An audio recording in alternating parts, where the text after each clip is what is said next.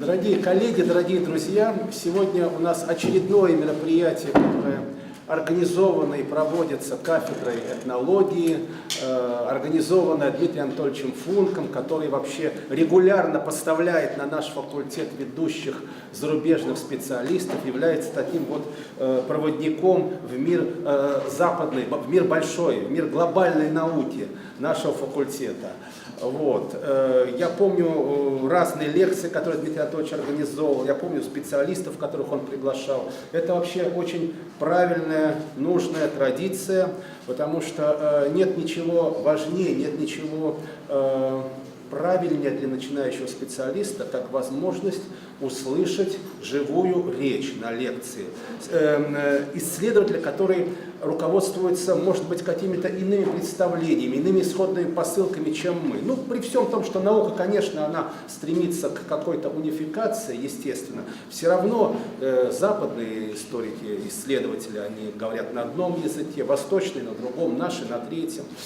Вот. И дай Бог, эта традиция будет продолжаться и дальше. Сегодня у нас в гостях госпожа Барбара Боденхорн, социальный антрополог, исследователь Арктики, ну, народов арктического побережья, в том числе вот эскимосов Аляски, автор, один из соавторов коллективной монографии, вышедшей примерно 12 лет назад, «Антропология имен и именования», если так можно перевести, исследовательница ну, таких востребованных сейчас научных тем, как родство, гендер, локальности, локальные сообщества, космология, локальные экономики. Вот. Ну, я думаю, что, наверное, представлять слишком долго нашего гостя не стоит, тем более, что вот уже у нас название лекции на доске и презентация готова, поэтому я рад приветствовать нашего гостя, и я надеюсь, что лекция будет полезна для всех вас. Спасибо. Я передаю слово коллеге, пожалуйста, представьте, господа. Вчера на нашей кафедре, как известно, состоялся воркшоп на тему «On being selfish or not» с доктором Барбарой Боденхорн. Yes, and now she's going to give us a lecture on the same topic, following the workshop from yesterday. We're very happy to see you today, so we're giving you the floor, please. Спасибо.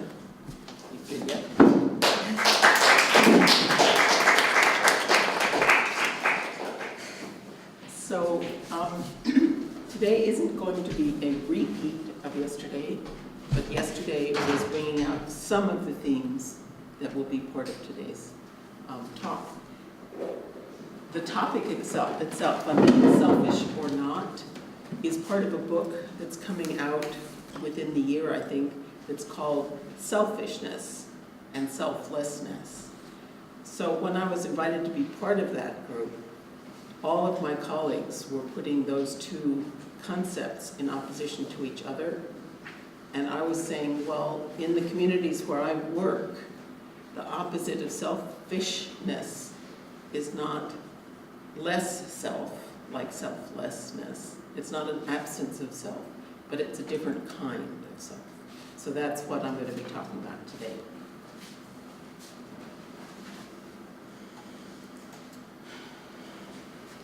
So my two field sites are the Alaskan tundra, so the very, very, very top of the left-hand side of that map. Barrow, Alaska is the northernmost permanent community in North America, including Canada. And Oaxaca, Mexico, which is part of that band of sandy-colored terrain in Central America. So the Arctic village and the entire region is, of course, a minimal ecosystem. And as you probably know, climate change is moving through it faster than the speed of light. And the Oaxacan village is a mega biodiverse community. When I got there first in 2004, people said, well, maybe, don't know if I've seen climate change or not. When I was there this last spring, they said they thought they'd lost half of their insects. That water that used to take a day to refill in a tank, enough for the entire community, now takes a week. So part of the reason that I personally work in these two places is because the ecological systems, the environmental conditions are so different. By the same token, the communities themselves are organized on the principle of common property, and we'll talk about that. They're within states, the nation state of the United States and the nation state of Mexico both think that common property is backwards and that everything should be privatized. So even though these two communities operate in completely different ecological conditions, their political situation is very similar. And that's one of the reasons I wanted to go there as well. I've been working in Alaska since 1980. I worked for the first 3 years for the tribal government, and then in Mexico since 2004.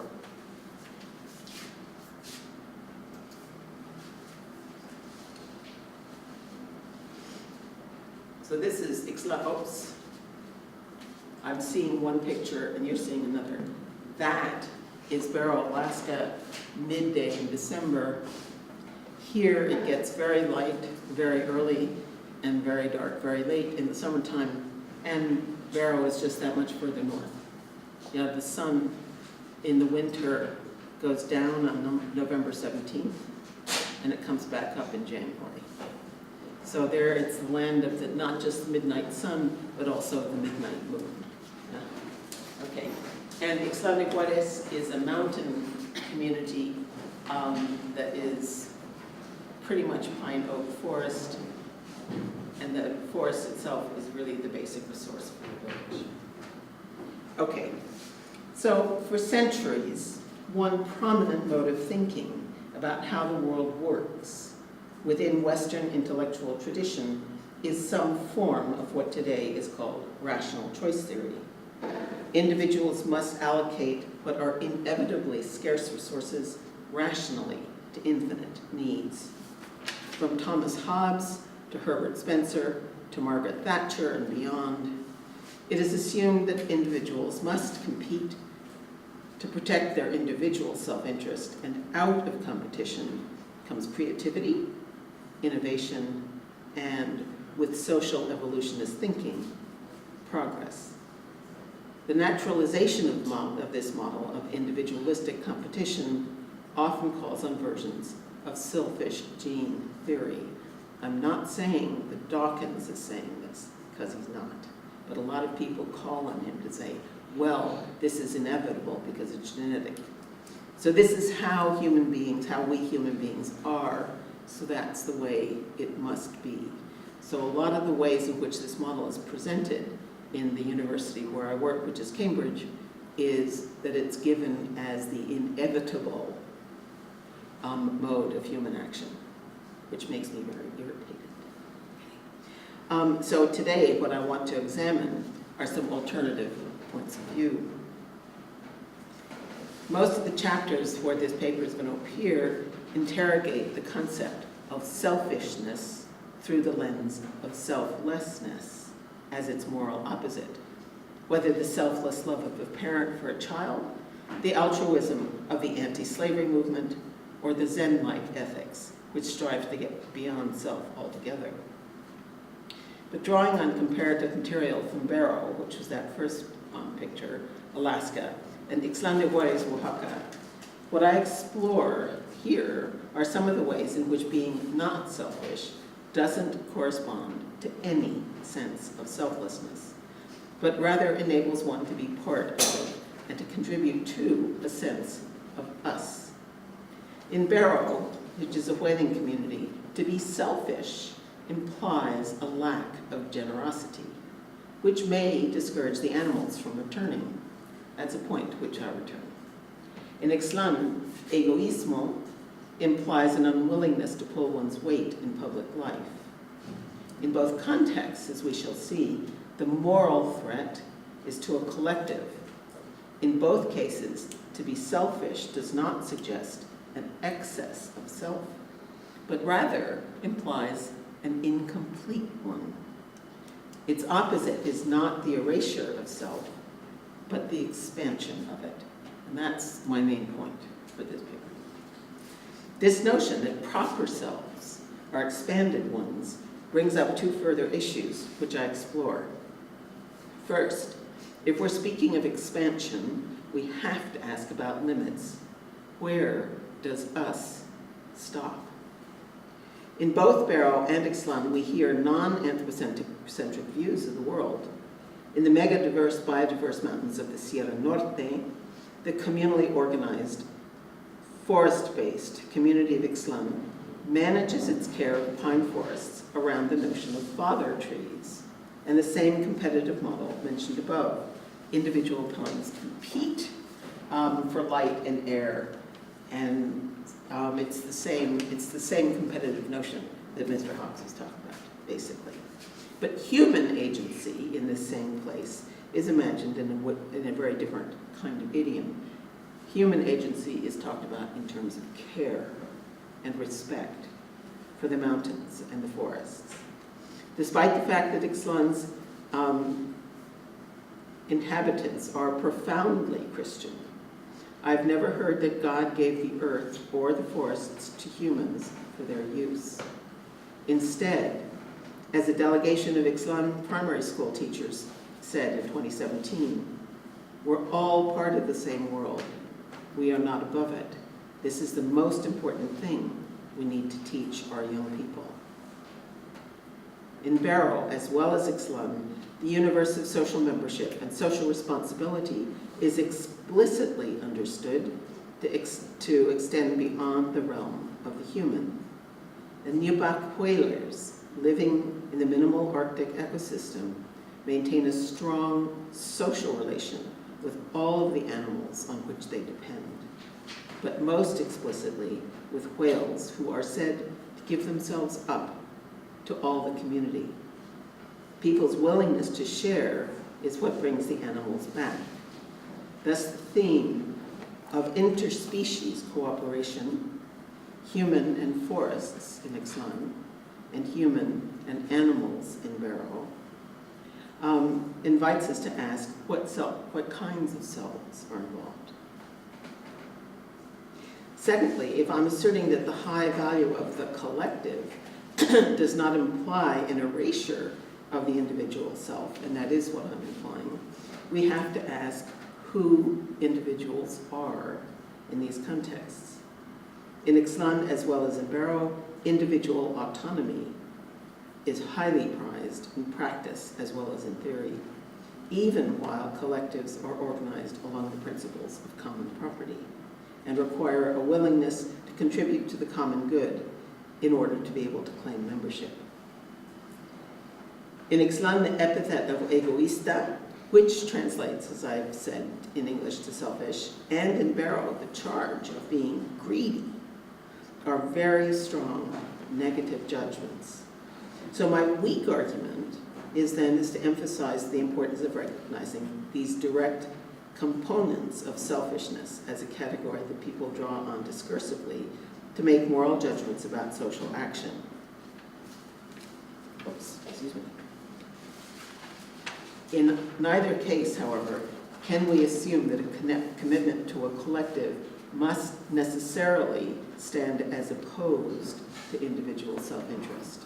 And that's another one of the points that I keep trying to make, because I think it's an important one. Very frequently, it's assumed that if you have a commitment to the collective, you must give up on the self, on the individual self.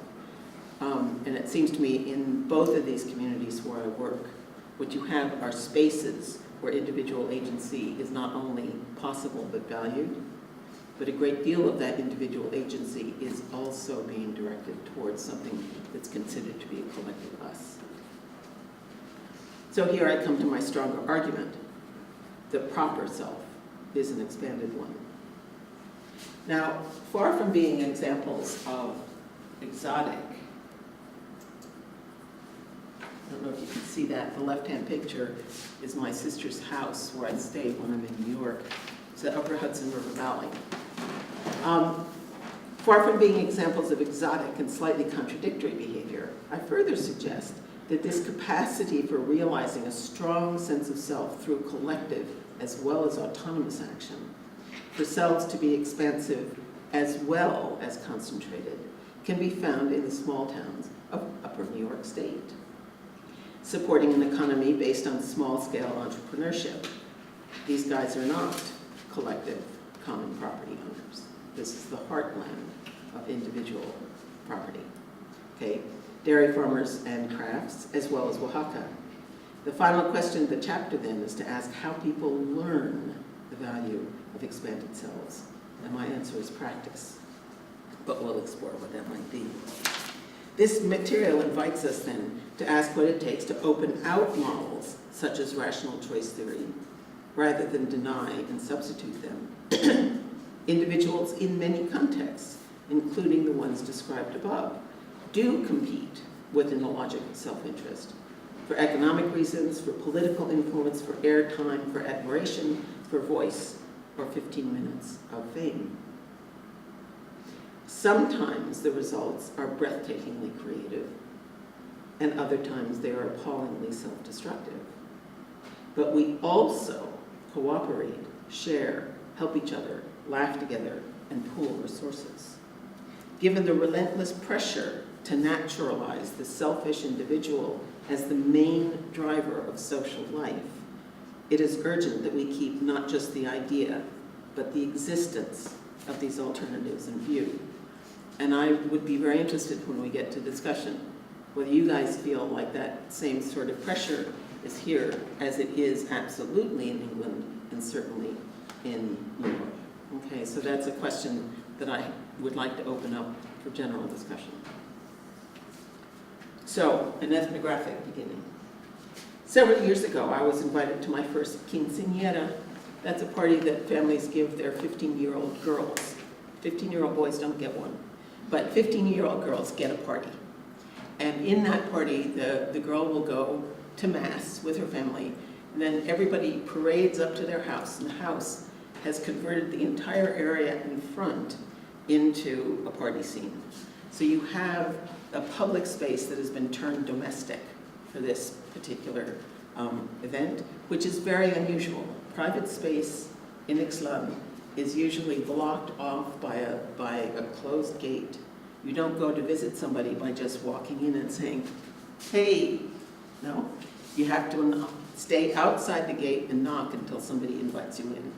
So to turn the space of the street in front of the house into a domestic space for a family feast is actually quite a notable sort of transformation.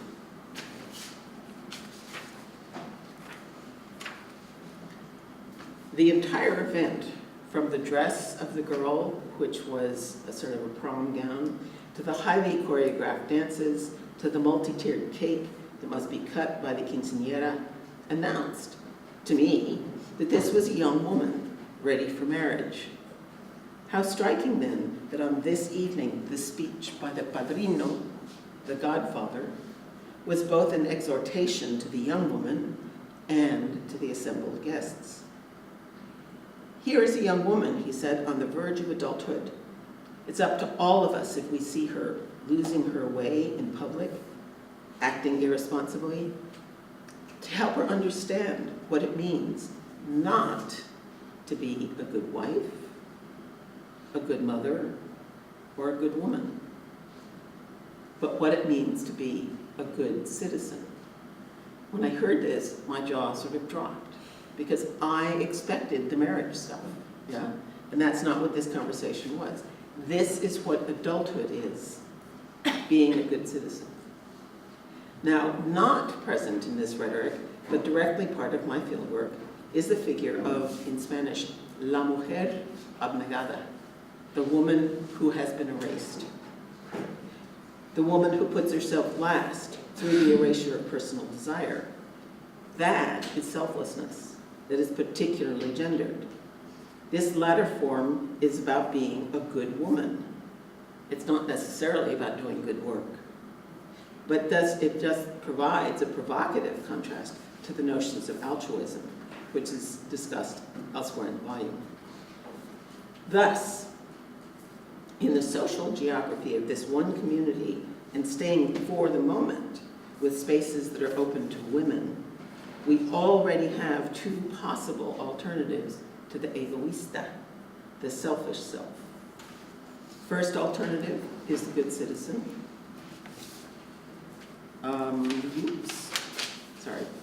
Whose selfhood is defined through active membership in a moral and relatively non-gendered community, and the other, heavily gendered self, whose virtue is judged by a denial of sensory individual desire. I'm not hungry. I don't like meat. I don't want to sit down. Although in terms of agentive behaviors, they seem quintessentially distinct, they are never, at least not in my experience, opposed to each other as social categories. Now I begin with this extended piece of ethnography because it seemed to me that to understand what it means to be a good citizen, what it means, what it implies in Ixtlan, helps us to understand the entirely judgmental epithet of egoísta, a person who puts ego first. By contrast, what it means to call someone selfish in Barrow, and a Nubak community of equal size to Ixtlan and with similar organizational roles in the region, suggests a moral failure of quite a different character. It's a lack of a readiness to share. It's a tendency to hoard. What we're not confronted with is an easily bifurcated notion that somebody like Lévi-Strauss might suggest. I don't know if you've read him, but in his analysis of myth, he's always suggesting that something either has too much of it or it doesn't have enough of it. And here, the term selfish, in the way it's being used, is not either too much or too little, but different sorts of oppositions.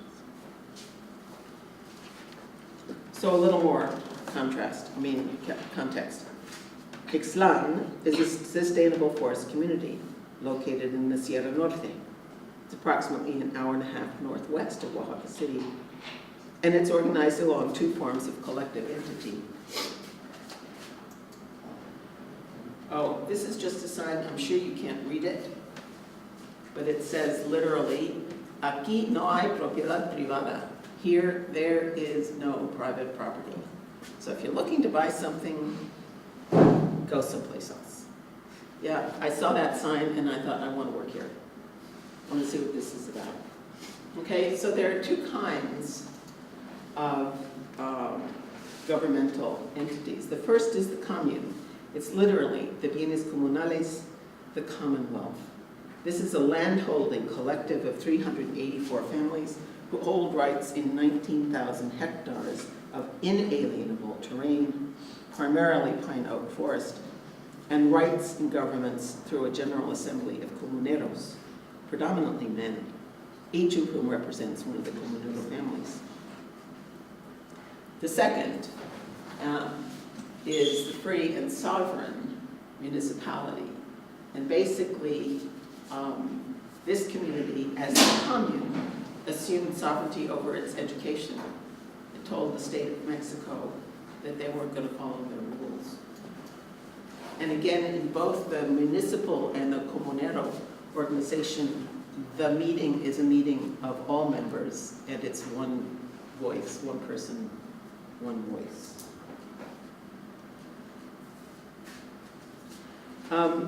Throughout Ixtlan, spatial political division is Catholic, regardless of the religious affiliation of residents. Every barrio, its neighborhood, is defined by its patron saint, each of whom requires an annual 3-day celebration that is the responsibility of the neighborhood families to organize. Good standing in each of these organizations, at each of these levels, depends on contributions of time and often of material goods, realized in formal institutions of what they call cargo and tequio. Although being thought to be egoísta may allude to many aspects of bad character in general, it's the refusal to place the collective first that generates the strongest approbation. In 2005, when I asked the then president of the Bienes Comunales how he had developed his sense of community belonging, he responded as if he'd just finished reading Durkheim. Fighting forest fires and attending fiestas.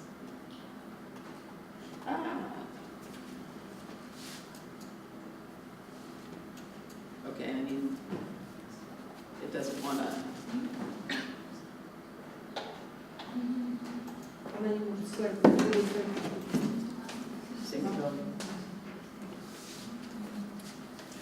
Okay, so how many of you guys have read Emile Durkheim's Division of Labor?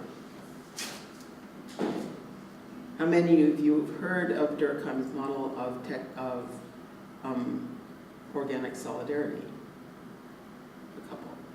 Okay, so for him, the notion of when he's looking at what he calls mechanical solidarity, he says in communities that have a low division of labor, pretty much everybody can do the same thing. So he says there's nothing within the division of labor that holds people together. Yeah? So that he assumes that what will hold people together are events that require collective behavior to create that sense of togetherness. And in this particular case, it's absolutely textbook, that forest fires really threaten the community. Let me see if I can go back. That forest fire, the building in the front is my house. And you can see these forest fires, they're not raging. Russia has immense forest fires. So you're going to look at this and think, ah. But those are at the base of granite faces. And there is nobody to fight them except a bunch of guys with machetes. And so they get called to the center and they go up and they call out to each other and they find these fires and they put them out. In this particular place, because it's been so hot this year, during my time, I was only there for a month this year, and there were 4 fires that they had to immediately go out. Because the fear is that if you leave any of it go, in Alaska, if you get a fire get started, you let it burn unless it immediately threatens a community. Because ecologically speaking, it's probably better for the terrain, and you don't have the manpower. Here, there is no place that isn't about 4 kilometers tops from another village. Every fire is a threat to a community, so that every community has its own plan A, plan B, and plan C. And that's members of the community getting, who are at the ready to go and fight these. So it's one of the focuses of what a community needs to be. And the people who do it generate an enormous sense of collective identity. The fiestas are also, they're events where you invite people from other villages around the area, you have to provide food, you have to pay musicians, you have to decorate the church. You are producing an enormous amount of labor, enormous amount of cost, enormous amount of material goods, and an enormous amount of reciprocity. So for a lot of the people that I've talked to over the last 15 years, these participations in the fiesta is both felt as work, but also as a source of collective identity. So in 2005, that's what the president said. By the time I was back there this last summer, I spent about 3 months every year in this particular village.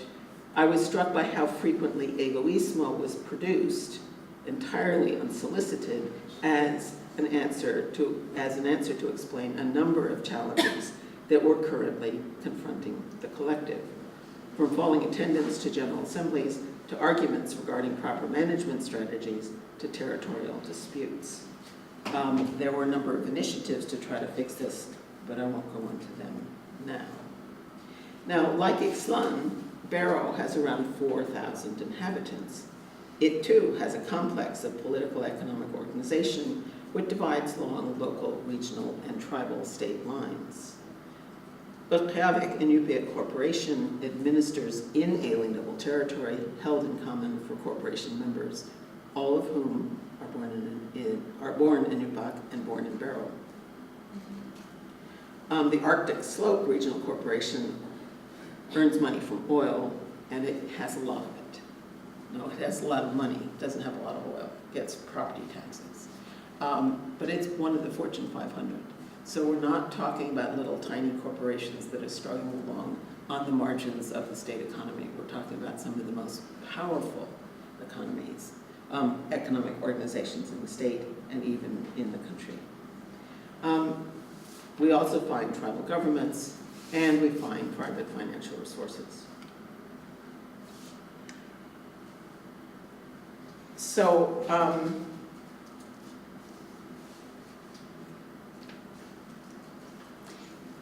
despite all these levels of institutional organization, whaling continues to be the activity which is profoundly felt to hold the community together, and it is whaling that requires the greatest collective effort.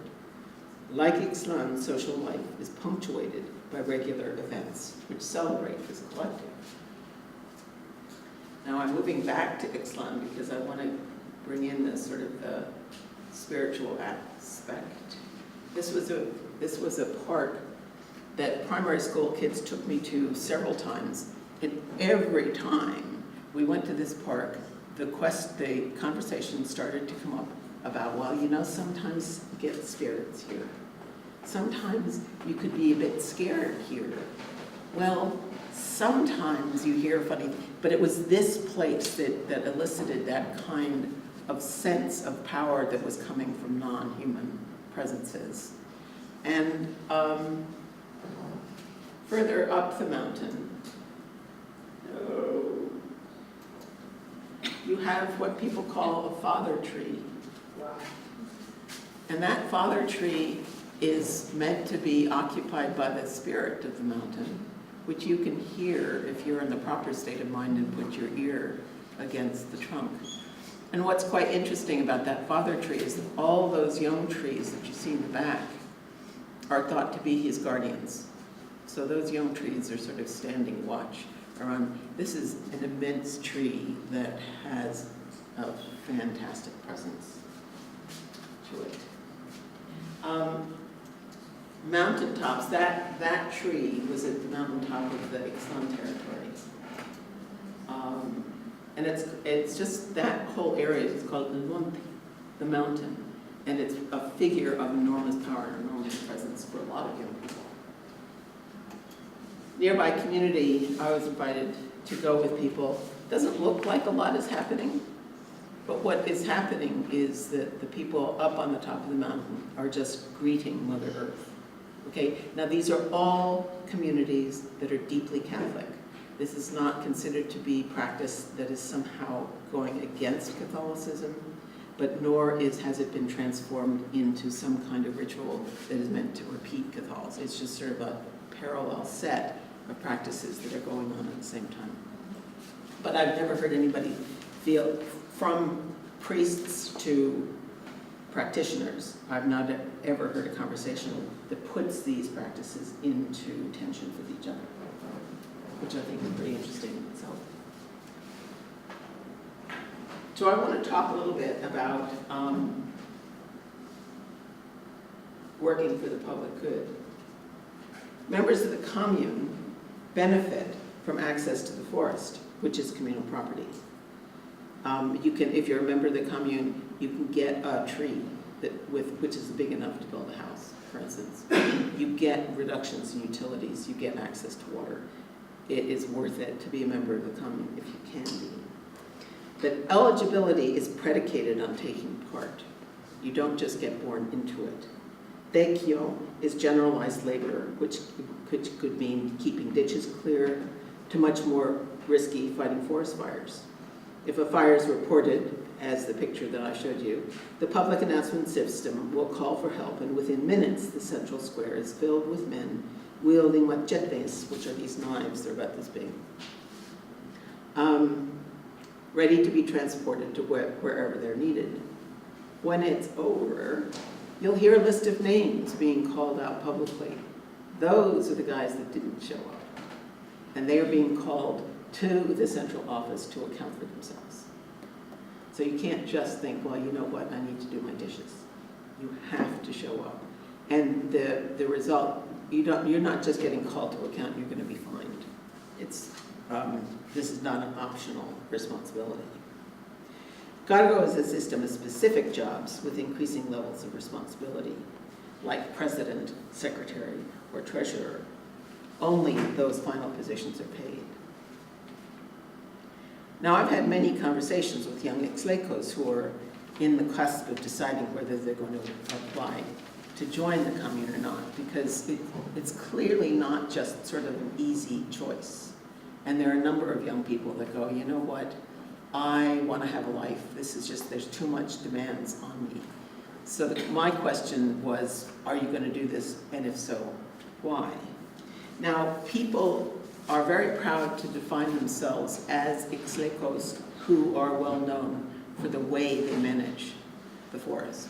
They're known as sustainable managers, and they're known well beyond the region as sustainable managers, and that is part of young people's own identity. But they also talk to me about the importance of the monte. They will talk to me about the importance of that spirit of the mountain, which for them calls them into this relationship of responsibility. So it's two things. It's one thing that's about the pride of already being part of something that people realize is worthwhile, but also that there's this other very, very strong pull that is the spirit of the mountain, of the monte.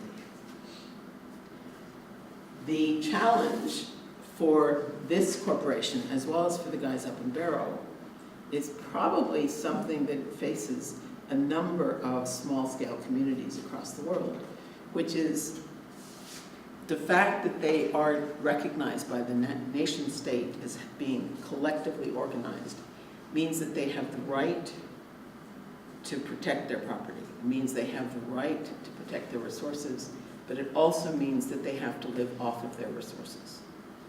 So very, very frequently, both in Barrow and in Ixtlan, the challenge is how to both protect the forest and to make it earn money for the residents. Up north, it's about how to protect the Arctic tundra as well as find ways to make money off of it.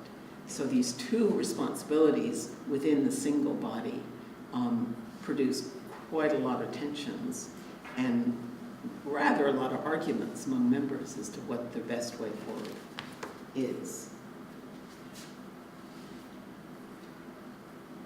So I talked about how in both of these places where we really are talking about sort of interspecies cooperation.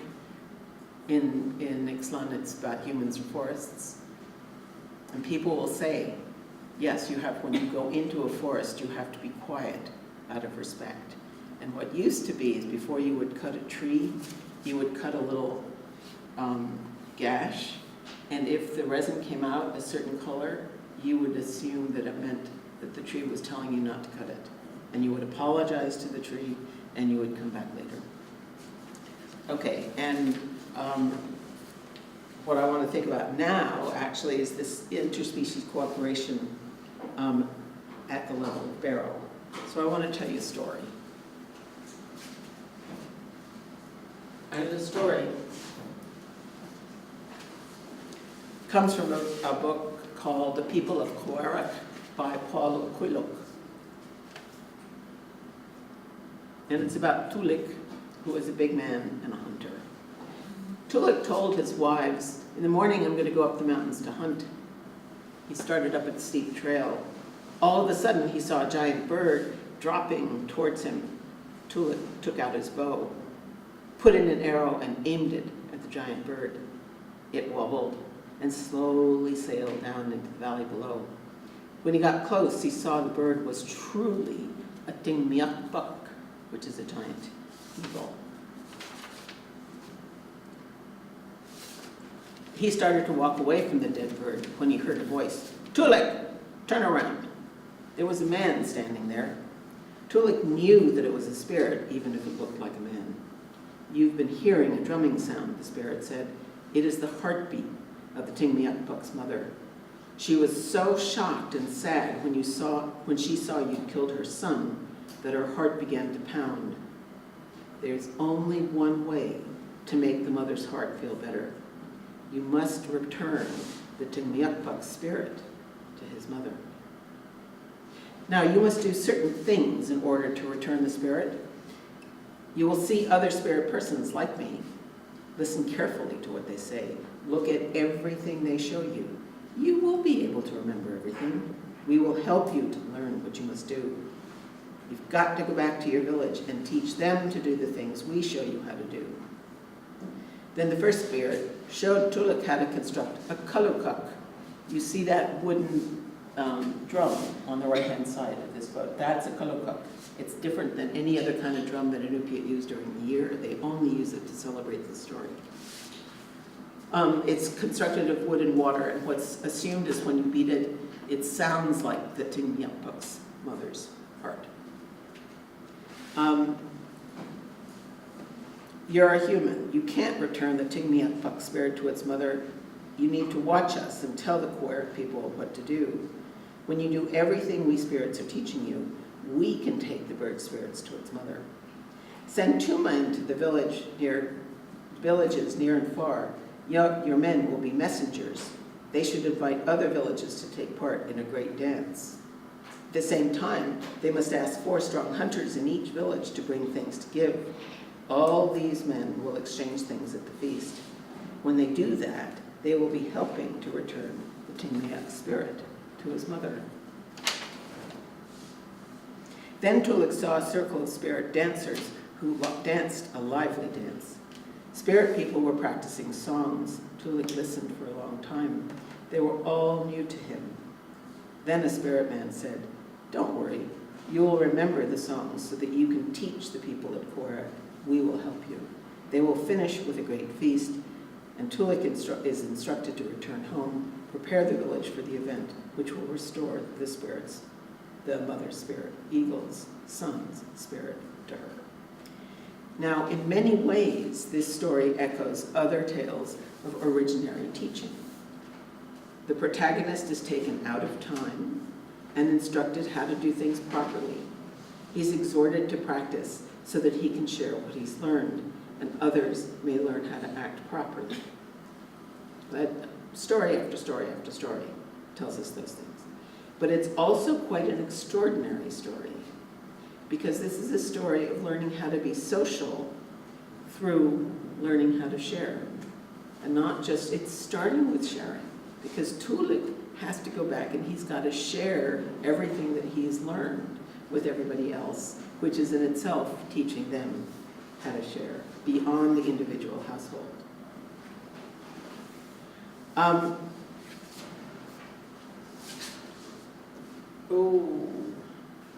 have several pictures of the way it's celebrated today, but we'll come back to it. One of the other things that I think, this is now called the eagle-wolf messenger dance. So to continue the theme of interspecies cooperation, one of the aspects of this story is not just that it's the animals that teach the humans. You know, we have lots of stories where humans turn themselves into animals to learn how the animals do things. Many fewer stories where animals turn themselves into humans to teach. And in this particular case, not only did they turn themselves into humans to teach them how to prepare, they turned themselves into guests, so that when they had this first feast, there were people to come from elsewhere to take part and share in the feast. What's nice about this story with the eagle-wolf messenger dance is that they say that wolves helped with this process of getting the mother, her eagle son's spirit returned. And so the wolves and the eagles themselves were allies, as well as the eagles and the spirits and the humans.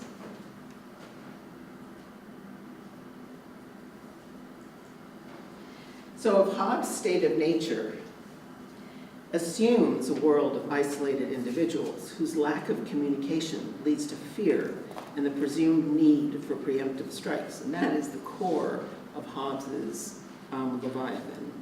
This story of how the necessity of human sociality for proper human-non-human relations is the opposite.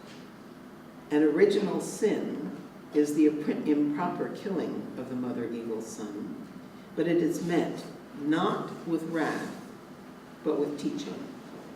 The moral goal is to restore proper interspecies relations with the mother eagle. It's thus about restitution rather than atonement. The importance of social interaction between humans and non-human persons through cross-species communication is presented repeatedly in this story as the way to restore the Tingmiakbuk spirit to his mother. You restore her spirit not by taking gifts to her, but by sharing with each other. Now, messenger feast plays a visible role in Inupiaq public life in the early 21st century.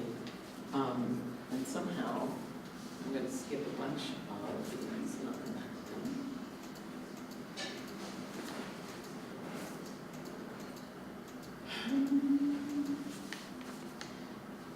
So that was Kiviak, I think, in probably 2015. Kiviak is the messenger feast, and at this point, it's not just people coming from villages around the slope, it's pan-Arctic. So there are people from Greenland, there are people from Siberia, and there are people from all over Alaska and Canada. So this is a major procession where each community is coming in dancing their own style of dance. This is the then mayor of the North Slope Borough, having received those walrus tusks from the guy who's dancing behind him. So those are trading partners, and they trade. And when they receive their gifts, then they get out onto the dance floor and show them publicly. And then you give thanks. Then you eat communally and give thanks while you're doing that. And we'll come back to that as well. So messenger feast, which you saw, the first photograph that I showed you was a 1980s version of how this dance is performed. The movements of that dance and the participants in that dance are the same every single New Year's Eve. It draws in young people as well as elders. As an event, messenger feast was revived in the 1980s and continues to bring circumpolar peoples together every few years. The drama never fails to impress. Other ceremonial distributions of quail and other hunted meat also mark the cycle. Naluktuk to celebrate a successful spring hunt, Thanksgiving, and Christmas. But the morality of sharing is not just about ceremonial events. It's about daily practice that is understood to emerge from and to depend on cross-species communication and understanding. This is also the subject of powerful storytelling, as well as reflected in daily conversation. So Patrick Atungana, who was both an Episcopalian minister and a whaling captain from Point Hope, told this story to Alaska Eskimo Whale Commission. So he was talking to other Inupiat, he was talking in Inupiaq, not for public consumption and not for public display, although it has since been published. Okay? And basically the story is that whales have to decide. Now I'm going to go backwards a bit if I can find this all.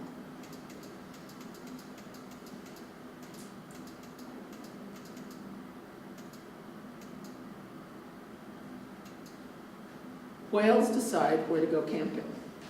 Now, going camping means giving yourself up to a particular crew who will bring you up, your body up onto the ice. And so this is what you're seeing, is that the dark object in the right-hand upper corner of this photograph is a whale.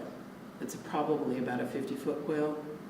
And when a whale has been caught by a crew, as they're towing it towards the ice, they get on the radio to the community and say, we need help. And pretty much everybody gets out onto the ice to come help pull this huge animal up onto the ice.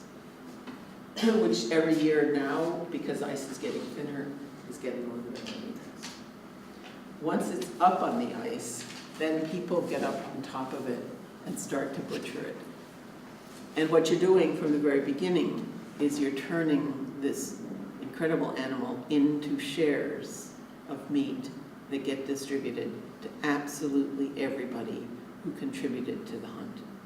Okay, so the people who are in the crew that actually caught the whale will get very specific kinds of shares.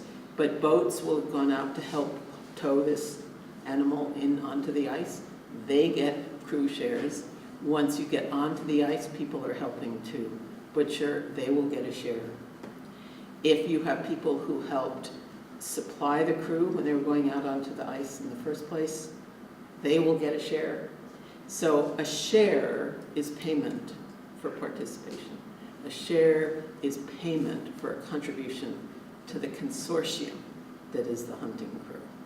Yeah. So you don't, those shares are earned. You can't say, I don't really think you helped me enough, I'm going to give you a smaller share. That doesn't happen, really.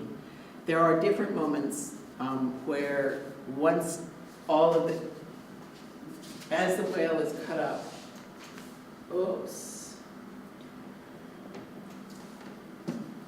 sorry, it'll be later. As the whale is cut up, the shares are put out onto the ice, and you can see how immense they are. The beginning of Atungana's story starts with why a whale gives itself to a particular crew. And that's why I give you that picture. When a whale gives itself to you, you cannot chase it away, said Harry Brower Jr. And that's because this whale has decided, because of your behavior last year, that you are a worthy host, and it's going to give itself to you. This is the language of gift. And if you've read your most, and you guys told me yesterday that you have, you know that you don't refuse a gift. And so, for instance, when the Alaska Eskimo Whaling Commission was talking to the International Whaling Commission, the International Whaling Commission said, you have to stop whaling, you have to stop whaling. And the Inupiat guys are saying, the whales are giving themselves to us. What are we supposed to do?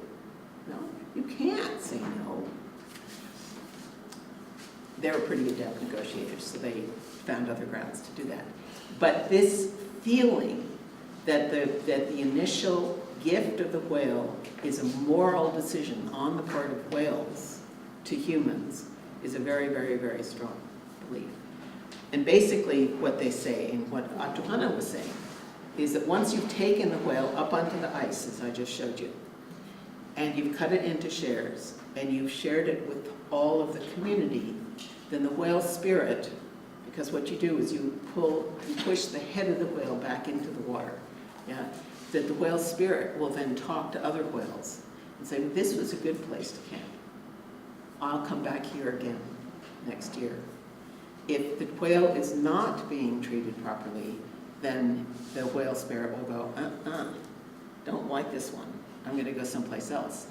So it's not just how you treat the animal at the moment of killing it, but how you treat the animal in terms of how you store it, how you cut it up, how you share it, and how you share all of it that contributes to this notion.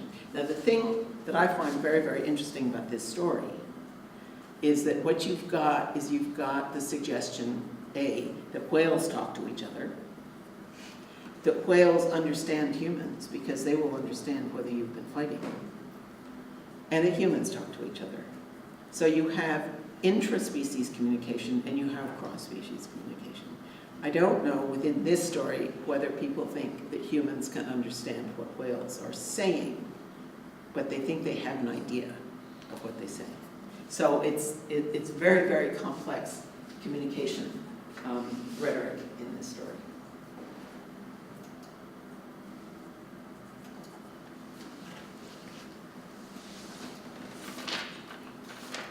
Okay, I'm thinking, because you guys all work in the north, that I don't have to go through Arctic ecology. Yeah? I think the one thing I'm going to show you, this is what I show my Mexican students, to try to get them to understand the difference between what happens when changes happen in a minimal system and a maximal system.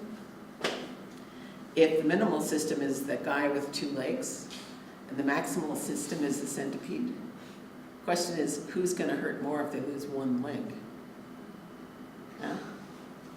So the ways in which the changes are going through the Arctic is just massive, and the impact of losing individual aspects of the Arctic ecology are almost immediate. Whereas the mega biodiverse systems, like that centipede, they can lose all sorts of things and still keep going about at the same rate. And that's the way in which this mega biodiverse system was feeling 10 years ago. You can't lose 50% of your insects and not notice. No. So right now, whereas in the beginning, when I first got to Ixtlan Forest, the farmers all said, yeah, something is going on. We don't know when to plant because we don't know when the rain's going to come. We don't know if it's going to be the right kind of rain. We don't know if it's going to be too acid. It's just tough. And the guys working in the forests were going, don't know. No, I don't think I see anything. Now, for the last 5 years, I don't care who I talk to. They're all saying, no, there's stuff going on here. Now, up in the Arctic, people started talking to me about this stuff in 1995. Never found a skeptic about climate change up in the Arctic. Lots of arguments about what were the reasons and what were the responsibilities, but not that it was happening. That's not part of this lecture, but it's important. Yeah. Okay, so, and certainly within the ecology, what's going on is that the fall storms are much harder because there's no ice to buffer the action of the waves. And the tundra is burning, which is new. Okay, so now we're back to clearing. This picture was from several falls ago, and a lot of times in the fall, front-end loaders will load a whale up and transport it to the inland place where you can butcher it. And I was talking to an archaeologist colleague, and he looked at this picture and he said, that doesn't look very respectful to me. And I said, that's so respectful. Because if you didn't, here they've lifted up, this is like a dance. They've lifted up the whale carcass so that you're not dragging it along this rocky road, so that you're not scratching its bottom. It's just being kept carefully carried to a place where you can put it down. So the reason, again, that I'm showing you this picture is because the numbers of times that people look at new technology and say, this has got to be new practice, is very, very common. I'm saying that is an entirely traditional practice. That tradition is the tradition of treating the whale with respect. And they're using every tool at their disposal to do that. So you don't just look at the stuff and go, oh yeah, that must have just come from Walmart. That's got to be modern. Yeah. You ask what the technology is being used for. Okay, so you're treating it, you're carrying it to the butchering site, and this is the place. It's the fall, so it gets dark really early. But you can see these different ways in which the muktuk, which is the fat, is being laid out, and the different places that it's being laid out are the different shares that are being built up. And you can see how many of them are involved. Now, once you've had the shares sort of distributed, then people take them to their ice cellars. These ice cellars go down about a story into the permafrost, so you can store meat for a year. It's a very important technology because it means that all of these mega feasts that happen throughout the year can be supplied with hunted meat, because all you have to do is to go down into this ice cellar and take out a couple 100 pounds of meat and let it defrost.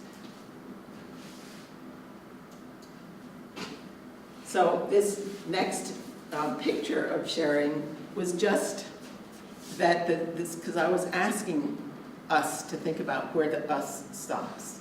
Yeah, these were Mexican kids who were spending the summer, spending a month with the Nubia kids learning about local ecological stuff. The woman on the right-hand side is Martha Stackhouse, who was teaching these Mexican girls how to make duck soup, which we then all ate that night. So this exhortation to share is about sharing knowledge, it's about sharing food, it's about sharing company, it's about sharing dancing, it's about sharing everything. And it's probably one of the strongest rules that I have consistently been introduced to during my time in Barrow. So again, here, for me, the important thing is that the us is whoever is there. And when we go back to what Tolana was saying about the whale, when he said the whale gives itself to all of the community, at the big feast, anybody who's just gotten off the plane can come to this feast and get a share of that food. Yeah. So nobody's going to stand at the edge of the beach and say, you know, I haven't seen you around. Whose friend are you? No. If you're there, you're recognized as having a right to take part in this moral relationship that is the whale's gift.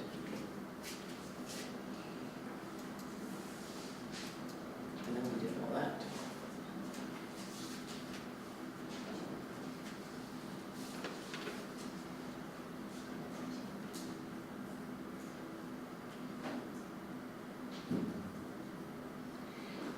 So this leads me to a first elaboration of what I mean when I say that proper Inupiaq selves are expanded selves. Over the years, the most frequent assertion of Inupiaq identity that I've heard in some version of is, I'm Inupiaq. I eat Inupiaq food. I don't hear, I'm Inupiaq. I speak Inupiaq. I don't hear, I'm Inupiaq. I know how to sew. What I hear over and over again is I eat Inupiaq food. Inupiaq food is social food. If individuals can organize their own labor to gain shares so as to avoid dependency on particular others for survival, it is the sociality of sharing which is underpinned by and depends on an expanded sense of personhood that extends beyond the individual, indeed beyond the human species. The logic of Inupiaq social organization enshrines the responsibility of adults to care for young, without really rigidly defining the universe of who should care for them. So I've talked about this elsewhere, but proper Inupiaq houses have children and adults in them, but there is no felt need that those children should be a physical extension of the parental selves. Adoption is the norm. Most households have either adopted a kid in or adopted someone out, or both. So adoption is the norm. A household that has had nothing to do with adoption is not, and adopted kids are as real as non-adopted kids, okay? So this is a very, very interesting notion that we could get into elsewhere if you're interested. But again, it's a sense of what constitutes an us is not a limiting view of that my child must be the child that somehow I produced. That's not an idea that I've heard. So that children need care. And the ways of which you become children as part of a household are multiple. And it may include a child, this is a very, very interesting conversation, it may include a child deciding to adopt themselves out to the family next door. And one of the interviews that I had was a woman was saying she had complained to her husband. She said, you know, our daughter is spending an awful lot of time over there. I'm scared that she's going to start calling her mother. And the husband said, let her. Now, in my world, that probably wouldn't happen. But this notion that it's the child who gets to decide, the youngest son of my closest friends, Raymond and Marie, decided when he was about 10 that he was going to go live with his grandmother in Lecция, that was 70 miles away. And Marie was just chuckling to me. She said, you know, he even went to school to get his own records. And I said to her, so what did you tell him? Meaning, how did you let him down? No, did you? She said, oh, no, he went. So there's an enormous sense that it's individual whales that decide to give themselves up to humans. It's individual children who decide which parents they're going to have. So you have a world in which you've got very agentive individuals that are also deeply immersed in this collective. So if adoption expands the universe of who counts as your child in the present, the power of Inupiaq names marks this as an intergenerational process. And we talked about this yesterday, those of you who were here. The fact that many, if not most, of the Inupiat I know are devoutly Christian does not eclipse the feeling that Inupiaq persons are at least in part a reflection of the principle of return, of a kind of incarnation. Many years ago, I asked Raymond Neerkop whether the Inupiaq name he was best known as, Nachagon, which literally means a device for catching seals, was a name he'd earned by virtue of being the excellent hunter he was. No, he exclaimed. I wish it was, but it's the person of the name. Throughout the circumpolar north, there's a strongly held belief that when a person dies, she or he will return, taking up residence in the body of the newborn. Thus, a baby who seems to recognize a camping site associated with the deceased, or who smiles when a relative of the deceased comes into the room, is providing evidence of the who of its person. But names and persons are not singular identities. People may accrue them as life goes on, each one potentially underpinning a different set of social relations. And again, I talked about this yesterday. Raymond, who had several names, explained, I can't be everybody at once, but whoever you call me, I will be that person to you. Thus, if the right to a share is earned by a person as individual, and it makes no difference who your name is, whether you're married, who your uncle is, then the principle of adoption and naming expands that personhood. The Inupiaq oral historian Rachel Edwardson talked about this. That's the end of the Yeah, you just dance until your feet drop off. The Inupiaq dances. That's Rachel. She's an oral historian. And a Inupiaq. She also drew on Patrick Atumana when she noted that if whale Inua spirits constantly return as long as they're properly treated, and human person names also continuously circulate, then the whale eaten by her grandfather might well be the same spiritual substance shared by her grandchildren. Cross-generational continuity is made possible through these renewing forms of sociality. Being selfish, then, is about being greedy, more or less saying you don't need the sociality that is made possible by and maintained through sharing food, names, children. Being not selfish is about a form of sociality realized through generosity and thankfulness, a collective self which crosses species both in the present and over time. Individual autonomy does not lead inevitably to a worldview that puts individual needs first. In fact, I'm suggesting that it's the combination of the possibility of expanded personhood with this very sensibility to the agency of many sorts of persons, human and non-human, which invites the development of a non-self-centered sense of self. Now, somebody needs to tell me at what time. Are we really running out of time? No, we still have about 10 minutes. Oh, okay, because I'm coming up to the conclusion. conclusion. After Okay. some discussion. So I'm asking what this comparison has to offer. By starting with two contexts which seem on the surface quite similar by virtue of a shared recognition of the importance of property held in common and maintained through collective labor, comparison brings out the distinct visions of what selfishness implies. In Ixtlan, both citizenship and comunero status are forms of proper personhood that entail working for the common good of a known collective, whether the municipality or the commonwealth. Inupiaq moralities expand that universe in terms of the need to share all sorts of resources with all sorts of persons, human and non-human. Selfishness is a form of isolationist non-citizenship, and selfishness as a form of antisocial greed point out different aspects of how the term is deployed in English. But these are both forms of self-centeredness, and in both cases are felt to be antithetical to properly social persons who take part in an us. Proper Inupiaq and Ixtlaco persons should be not selfish, but this does not imply in either case that they should be selfless. I cautioned early on that we should not slide into easy assumptions that the ethnography I've just presented is exotic or exceptional. These communities are organized around common property, but it strikes me that sociality in the Hudson River Valley of rural New York also emerges from a number of sorts of initiatives which depend on a sense of collective responsibility.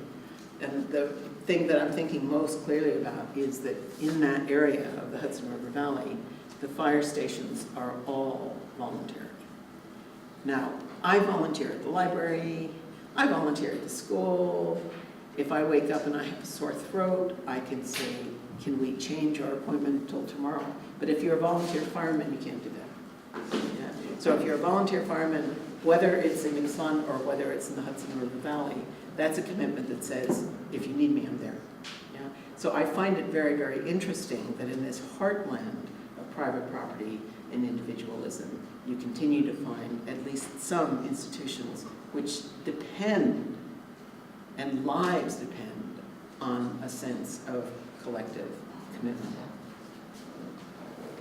The social sciences in general and social anthropology in particular have sought to explore the nature of social cohesion as well as the roots of social division.